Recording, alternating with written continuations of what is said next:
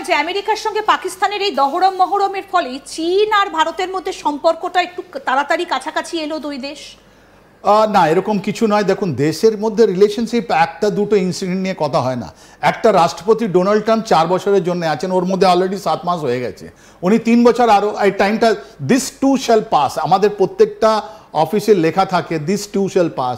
কতই কঠিন পরিস্থিতি হয় না কেন, ওটা তাহলে এমন কি ঘটে গেল যে ভারত চীন সম্পর্ক গালওয়ানের কথা ভুলে গিয়ে আরো সমস্ত সীমান্ত সমস্যা সবকিছু ভুলে গিয়ে চীন এবার পেহেলগামে নিয়ে যে সন্ত্রাস বিরোধী যে প্রস্তাব সেখানে সই করছে এবং ভারতের সঙ্গে এক সারিতে বসছে? কি এমন ঘটনা যার ফলে এতটা পরিবর্তন শি জিনপিং এর? এর থেকে আগেও, তাই জন্য তো রোল অফ পুতিন, এর থেকে আগেও আমি বাড়াচ্ছি আপনাকে কথা। এটা বলা হয় বরোড নাইফ কনসেপ্ট, তার মানে অন্য লোকের চাকু নিয়ে আমি হামলা করছি। এটা অপারেশন সিন্দুরের 85% যে ওয়েপন সিস্টেম ছিল, 85% থেকে বেশি যারা পহলগামে 22 এপ্রিলে যারা আমাদের এই যে সন্ত্রাসবাদী ঘটনাটা চালালো, ওর কাছে যে মোবাইল সিস্টেম ছিল, হ্যান্ডসেট ছিল, সব তো চায়না দেওয়া ছিল। তাহলে চায়নার একটা ওয়েপন সিস্টেম দিয়ে পাকিস্তান লড়লো আমাদের সঙ্গে, আমরা তো ওদেরকে শেষ করে দিলাম, রাইট? এখন এটা কি ডিফারেন্সেস হলো? এই ডিফারেন্স হলো, যদি আমাদের প্রধানমন্ত্রী এসসিওতে না যেতেন তাহলে আজকে দেশের কি বলা হতো কি ইন্ডিয়া এত ইকোনমিকলি স্ট্রং আর ওরা এখন এসসিও বাইকট করেছে। তাহলে আজকে যা গ্লোরি এসসিও যারা পেয়েছে কি না না না সবাই আছে ওখানে, দেখুন এই ছবিগুলো যাদের দেখানো হচ্ছে আমাদের প্রধানমন্ত্রী পুতিন আর জি জিনপিং এ, এটা কূটনীতিক জিনিস বার্টারিং করা হয়েছে, এইদিকে ওইদিকে করা হয়েছে, রাইট? এই জন্য উনি গেছেন।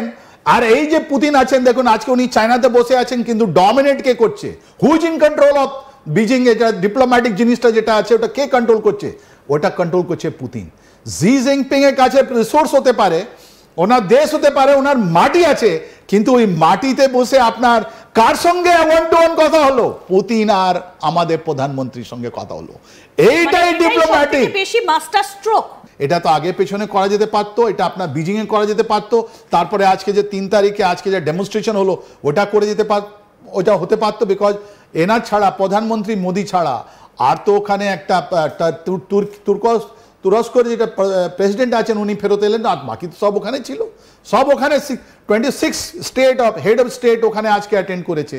তাহলে এর মধ্যে কেন? আজকের বিষয়টাতে আসছি, কিন্তু বিষয় হচ্ছে এই যে গাড়ির ভেতরে 45 মিনিট যেখানে দুই দেশের রাষ্ট্রপ্রধানকে দেখা যাচ্ছে, বদলে যেতে পারে কি ভবিষ্যতের অভিমুখ?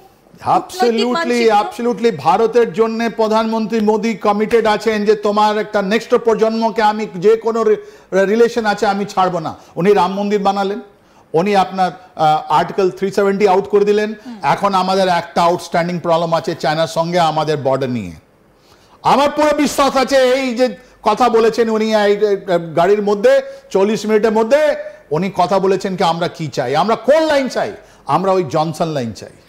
আমরা তো জানি যে রাশিয়ার সঙ্গে ভারতের সম্পর্ক শতাব্দী প্রাচীন এবং ভারত এবং রাশিয়ার মধ্যে যে কূটনৈতিক সম্পর্কটা রয়েছে সেটা বহু পুরনো এবং অনেক পুরনো বন্ধু, পুরনো অ্যালাই হিসেবে আমরা জানি।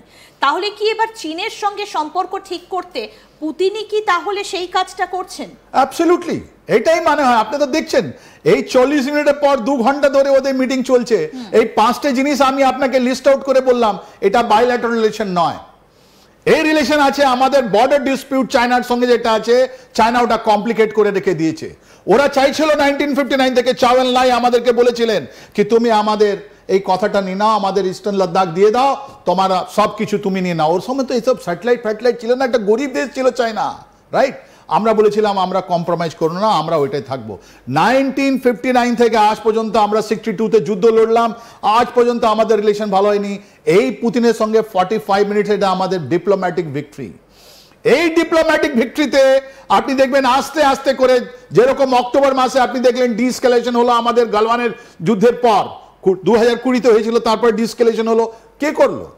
এই আমার মনে হয় না, এটা সবাই জানতে পারছে যে এটা রাশিয়া একটা আমাদের সঙ্গে একটা খুব ভালো রিলেশন রেখেছে আর খুব ভালোভাবে মিডিয়েশন কাজ করছে।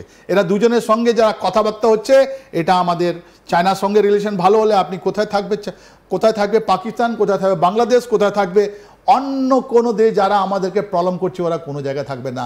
আর এইটাই ইতিহাসে আমাদের মোদিজি নাম লেখা থাকবে কি উনি থাকাকালীন আমাদের চায়নার সঙ্গে যেটা প্রবলেম হয়েছিল এই 70-80 বছর ধরে ওটা শেষ, আমরা ওইটা করতে পেরেছি যেটা অন্য কেউ রাজনেতা করতে পারেনি।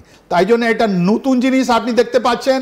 একদিকে field marshal Asim Munir 1-to-1 talk with Trump, অন্যদিকে আমাদের প্রধানমন্ত্রী 1-to-1 টক উইথ পুতিন। এই দুটো মধ্যে যদি আপনি কম্পেয়ার মধ্যে এর মধ্যেই লুকিয়ে আছে।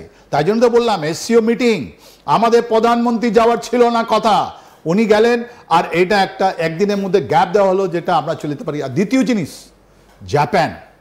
জাপান বারণ করেছিল সবাই দেশকে এটা হিউমিলিয়েশন, তোমরা যেও না। আমাদের প্রধানমন্ত্রী চায়না যাওয়ার আগে কোথায় গেলেন? উনি গেলেন জাপানে। কেন? একটা মেসেজ পাঠালেন, কূটনীতিক মেসেজ পাঠালেন যে আমরা একটা ইন্ডিপেন্ডেন্ট সোভরিন একটা গর্বিত দেশ, আমরা কারো কথা শুনি না, আমরা ওই করব যে আমাদের দেশের জন্য আছে, দেশ হিতে যেটা আছে। আর ওটাই ছিল তো আপনার এই যে চায়নার সঙ্গে আমাদের বর্ডার প্রবলেম, এই অরুণাচল নিয়ে ওরা প্রবলেম করছে, ট্রাই জাংশনে নিয়ে প্রবলেম করছে, ওরাও জানে ওদের তিব্বত প্রবলেম এখন 90 ইয়ার্স হয়ে গেছে। হিজ হলিনেস দালাই লামা ওনার সাকসেশন নিয়ে প্রবলেম, তাই জন্য তো শি জিনপিংকে তিব্বতে যেতে হয়েছে গত মাস। উনি জানেন যদি তিব্বত আজকে যদি ওদের আগেনস্টে যদি একটা রেভলিউশন হয় চায়না থাকতে পারবে না। তাই জন্য এই 3 তারিখে যেটা আজকে যেটা ডেমনস্ট্রেশন হয়েছে ওর অনেকগুলো মেসেজ আছে, একটা ভিতরের মেসেজ আছে, একটা বাইরের মেসেজ আছে, রাইট? তাই জন্য উনি গেছিলেন। আর এই যে কূটনীতি যেটা হয়েছে এবার, এই কূটনীতিতে রাশিয়া একটা অনেক বড় রোল প্লে করেছে। আর পুতিন, আপনার কি কোথাও মনে হয় যে আমেরিকার সঙ্গে পাকিস্তানের এই দহরম মহরমের ফলে চীন আর ভারতের মধ্যে সম্পর্কটা একটু তাড়াতাড়ি কাছাকাছি এলো দুই দেশ? না, এরকম কিছু নয়। দেখুন, দেশের মধ্যে রিলেশনশিপ একটা দুটো ইনসিডেন্ট নিয়ে কথা হয় না। একটা রাষ্ট্রপতি ডোনাল্ড ট্রাম্প 4 বছরের জন্য আছেন, ওর মধ্যে অলরেডি 7 মাস হয়ে গেছে, উনি 3 বছর আরো এই টাইমটা, দিস টু শ্যাল পাস, আমাদের প্রত্যেকটা অফিসে লেখা থাকে দিস টু শ্যাল পাস। কতই কঠিন পরিস্থিতি হয় না কেন, ওটা তাহলে এমন কি ঘটে গেল যে ভারত চীন সম্পর্ক গালওয়ানের কথা ভুলে গিয়ে আরো সমস্ত সীমান্ত সমস্যা সবকিছু ভুলে গিয়ে চীন এবার পেহেলগামে নিয়ে যে সন্ত্রাস বিরোধী যে প্রস্তাব সেখানে সই করছে এবং ভারতের সঙ্গে এক সারিতে বসছে? কি এমন ঘটনা যার ফলে এতটা পরিবর্তন শি জিনপিং এর? এর থেকে আগেও, তাই জন্য তো রোল অফ পুতিন এর থেকে আগেও আমি বাড়াচ্ছি আপনাকে কথা। এটা বলা হয় বরোড নাইফ কনসেপ্ট, তার মানে অন্য লোকের চাকু নিয়ে আমি হামলা করছি। এটা অপারেশন সিন্দুরের 85% যে ওয়েপন সিস্টেম ছিল, 85% থেকে বেশি যারা পহলগামে 22 এপ্রিলে যারা আমাদের এই যে সন্ত্রাসবাদী ঘটনাটা চালালো, ওর কাছে যে মোবাইল সিস্টেম ছিল, হ্যান্ডসেট ছিল, সব তো চায়না দেওয়া ছিল। তাহলে চায়নার একটা ওয়েপন সিস্টেম দিয়ে পাকিস্তান লড়লো আমাদের সঙ্গে, আমরা তো ওদেরকে শেষ করে দিলাম, রাইট? এখন এটা কি ডিফারেন্সেস হলো?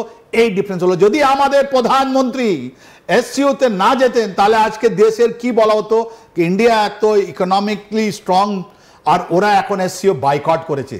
তাহলে আজকে যা গ্লোরি এসসিও যারা পেয়েছে কি না না না সবাই আছে ওখানে, দেখুন এই ছবিগুলো যাতে দেখানো হচ্ছে আমাদের প্রধানমন্ত্রী পুতিন আর শি জিনপিং এ, এটা কূটনীতিক জিনিস বার্টারিং করা হয়েছে, এইদিকে ওইদিকে করা হয়েছে।